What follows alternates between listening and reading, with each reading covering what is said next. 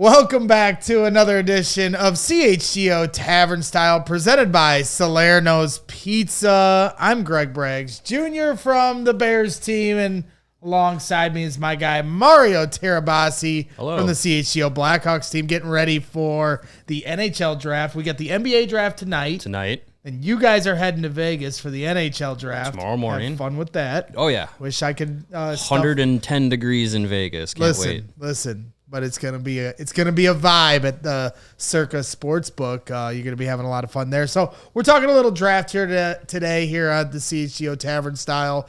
The best all-time Chicago draft picks that aren't the number one pick. We didn't want the low-hanging fruit. Easy. Jordan is off the table. That's easy. No Derrick number Rose. one picks. No Derrick Rose. No Connor Bedard. No Caleb Williams. Yeah, no Caleb Williams, even though he hasn't even played a snap yet. But you put him on your list. Yeah, you knew he was going to be on my list if we didn't have these outliers. So we're going to go with non-number one picks and non-Michael Jeffrey Jordans. Who do you got? Yeah.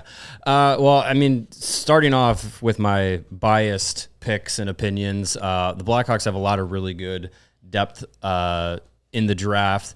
I'm going to take out, like, Jonathan Toews at number 3 overall. Like, even though he's not number 1, sure, like, that's pretty darn close. Could have that again, that's low hanging fruit. I think as far as, you know, impact to the organization's success on the ice and depth from where they were picked, I think there's 2 guys that come to mind for, like, the total package. One, 1980 draft, 120th overall, Steve Larmer, whose name was circulating the hockey world yesterday after Jeremy Roenick, who was 8th overall in 1988. He was named to the Hockey Hall of Fame after a long time of being snubbed. But everyone says, well, what about Steve Larmer? What about Steve Larmer? One of the best Blackhawks of that 80s and 90s era. Didn't win a cup with the Blackhawks, won with the Rangers in 1994, but he is a guy that did everything, scored a ton, played great defense, could kick your ass, and by all means was a legend within the Chicago sports landscape. So Steve Larmer is one. The other one is a little more recent, 2002 54th overall pick, 2-time Norris winner, 3-time Cup champion, and future Hockey Hall of Famer for sure, Duncan Keith. One of my favorite, if not my favorite player of the modern Dynasty Hawks. Duncan Keith was a guy that you put him on the ice for 25 plus minutes a night and you never had to worry about him. You knew exactly what he was going to offer.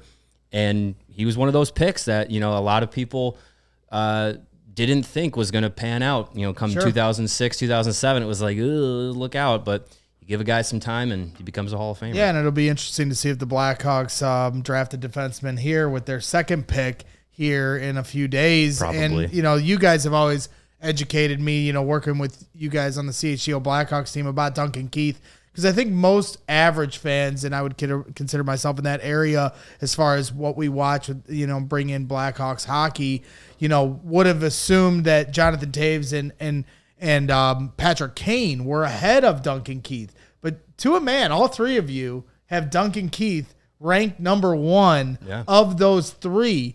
And everybody wants the goals. Everybody wants to see the goals scored and the flashy stick highlights move. are fun. Right. Yeah. Patrick Kane was the human highlight reel. But what I've learned, you know, being around you guys, is that what Duncan Keith brought to this team was a little more valuable. I mean, they all brought something a little different to the table, but Duncan Keith was the total package. Yeah, I mean, you talk about having a number 1 defenseman who, again, like I said, you take away half of the ice for half of the game.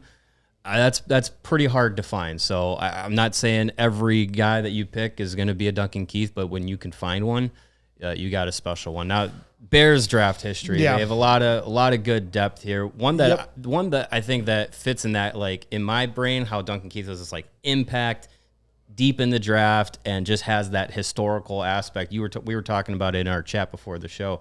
Richard Dent. Yeah, Richard Dent. In the 8th round. A round that doesn't You exist end up getting anymore. a guy that gets 137 sacks, Super Bowl MVP.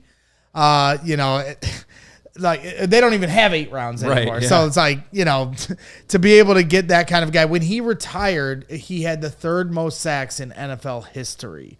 you know, and so obviously that's an evolving list, but it just goes to show you the talent they got that deep, and that is why that Monsters of the Midway, the 85 Bears, the Super Bowl Shuffle Bears, they had so much talent on that defensive line. You get a guy in the 8th round that only stacks the deck with guys like Refrigerator Perry and, you know, Dan Hampton and Steve Mongo McMichael. I have a couple other guys I want to bring up, but before I get there, I do want to give a shout out to our guys at Salerno's Pizza. They are the presenting sponsors here for CHGO Tavern Style. So head over to Grand Avenue and call 312-666-3444 to make a reservation today. And if you mention CHGO, you get 50% off your pizza. Yes, I mean, that's a hell of a deal. You guys were just at Salerno's for a live watch along, so I know you guys had a good time watching. That was my first time being at Salerno's in the like sports bar area. It's a really good setup. Yep. Yeah, I'm definitely going to be heading back to Salerno's, not just for the food, but for the atmosphere as well. We also had Salerno's for the Stanley Cup Final Game 7 watch along. We did a couple of nights ago. I knew I should have came through. It was good stuff. So yeah, well, they're taking care of us, and we appreciate them, and they'll take care of you if you hit them up, head out to their spot on Grand Avenue, or call them and make sure you mention CHGO. You get some money off your order. The Bulls draft tonight. Yep. Bulls have had some deeper picks that have actually panned out. Yeah, for sure. One off the top of my head that, you know, still first round top 10 guy, but someone that was a great Robin to Derrick Rose's Batman. Drafted the year earlier, Joakim Noah, like one of my favorite Bulls of that run, my like high school college era of watching the Bulls. Like they were so fun, and Noah was one of those guys where, you know, they don't have the success that they did without a guy like him, and he was just the heart and soul of the team. Yeah, just really like embodied that like Chicago spirit of that team. No doubt about it. Nonstop motor and highly skilled. Oh yeah, I don't think people realized just how skilled Joakim Noah was. He was kind of like your point center. Like you could feed him the ball in the middle of the court and he'd facilitate. He'd make some really nice passes. You know, he had a lot of skill to his game, even though he was kind of known for being the defensive energy guy. You know, he could make some buckets. He could definitely dish the basketball as well. Tony Kukoc. Yeah. You know, growing up, if Tony Kukoc played in this era, he'd be a superstar. He'd be great. He's like Luka Doncic. Yeah. Honestly, I don't think people realize how good Tony Kukoc was. You get him in the second round, that's got to be one of the all-time great draft picks in Chicago sports history, no doubt about it. Especially in an era where like those Eastern European players didn't really have that like crossover that it does now, where it seems like every other year one of the best prospects out of every draft class is from Europe. Like Europe ball in the 90s was a lot different and perceived a lot different. So to get Kukoc as like basically like a let's roll the dice and see what happens, and then he comes out and plays a big part of those 90s Bulls and three NBA championships. He was big time. Obviously my guy actually no, right? Because was he on the 92 93 team? Nope, he was on the last three. Oh, he was on the last three. He was on the last three. So obviously my guy Devin Hester in the second round. You get a guy that's a special teamer. Nobody really understood why that pick, and then all of a sudden now he's getting in the Hall of Fame here in about a month. Scottie Pippen, you know, I know that's low-hanging fruit like Jonathan Toews, but, you know, I had to look this up. Pippen was a draft pick of the Supersonics. Right, and then the Bulls traded for him from the Supersonics, you know. Good scouting. That's good scouting. And, you know, hey, you know, obviously Jordan, they said it on The Last Dance, Jordan won 6, but he never won one without Pippen. Pippen won 6, but never won one without Jordan. So, you know, without those two guys, we don't have the dynasty here in Chicago that we have, and hopefully the Bulls can get back to those dynasty days. I don't know if they're happening anytime soon, but we're certainly rooting them on. It starts tonight. It starts tonight.